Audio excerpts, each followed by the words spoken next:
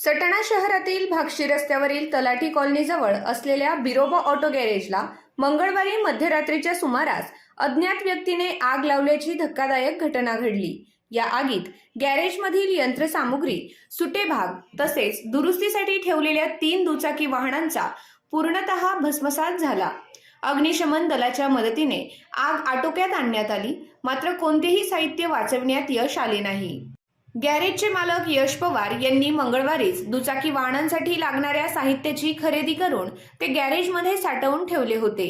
तसेच दुरुस्तीसाठी आलेली 3 वाहनेही गॅरेजमध्ये उभी होती। रात्री उशिरा अज्ञात व्यक्तीने गॅरेजच्या मागील बाजूस जाणीवपूर्वक आग लावल्याचा प्राथमिक अंदाज व्यक्त करण्यात येत आहे। रात्रीची वेळ असल्याने ही आग वेळेत लक्षात न आल्यामुळे मोठे नुकसान झाले। आगीची माहिती मिळताच अग्निशमन दल घटनास्थळी दाखल झाले आणि त्यांनी आग विझवण्यासाठी प्रयत्नांची पराकाष्ठा केली, मात्र तोपर्यंत गॅरेजमधील सुटे भाग, उपकरणे आणि 3 दुचाकी वाहने पूर्णतः जळून खाक झाली होती। या घटनेत अंदाजे 5 लाख रुपयांचे नुकसान झाल्याचा प्राथमिक अंदाज व्यक्त करण्यात आला आहे।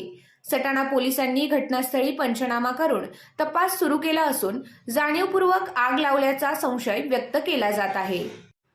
तहसीलदार कैलास सावडे यांनी घटनास्थळी भेट देऊन परिस्थितीची पाहणी केली व पोलिसांना या प्रकारामागील खोडसाळपणा करणाऱ्या व्यक्तीचा तातडीने शोध घेण्याच्या सक्त सूचना दिल्या। दरम्यान राजवर्धन दिलीप बोरसे, संदीप खैरनार, नगरसेवक मंगेश खैरनार यांच्यासह अनेक सामाजिक कार्यकर्त्यांनी घटनास्थळी भेट देऊन नुकसानग्रस्तांची विचारपूस केली। या घटनेमुळे परिसरात भीतीचे वातावरण निर्माण झाले असून संबंधित आरोपीचा लवकरात लवकर शोध घेऊन कठोर कारवाई करावी अशी मागणी नागरिकांकडून होत आहे। आपल्या आय न्यूज चॅनलला सबस्क्राईब करण्यासाठी बेल आयकॉनला क्लिक करा आणि बातम्या वाचण्यासाठी प्ले स्टोअरवरून आय न्यूज ॲप डाउनलोड करा।